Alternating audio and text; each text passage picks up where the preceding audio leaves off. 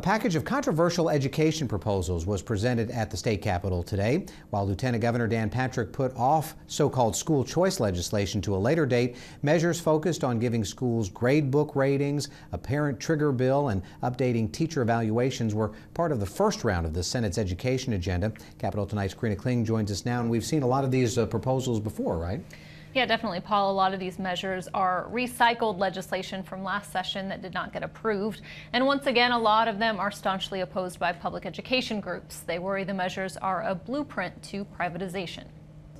Public schools could get graded the same way students do if some conservative lawmakers get their way.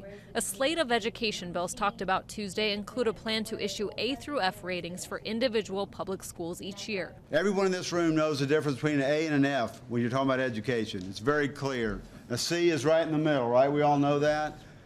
Where is acceptable? Senate Education Committee Chair Larry Taylor laid out a list of proposals he wants the Senate to tackle. Others include creating an opportunity school district to oversee the worst performing schools in the state, updating teacher evaluations, and lifting existing limits on online courses. Limiting kids in today's world to 3 online courses, I think is a little bit dated. It was dated last week. It'll be even dated more by the end of the school year. Taylor also says he's filed a so-called parent empowerment bill, which would allow parents to petition to close failing schools after 2 years instead of the current 5.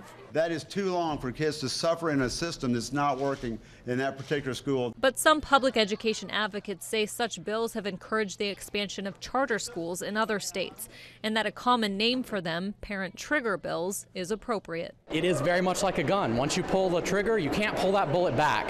Once it's done, it's done. And a lot of times parents don't realize what all they're giving up before they actually pull that trigger. The broad slate of bills did not include the highly anticipated school vouchers and pre-kindergarten plans.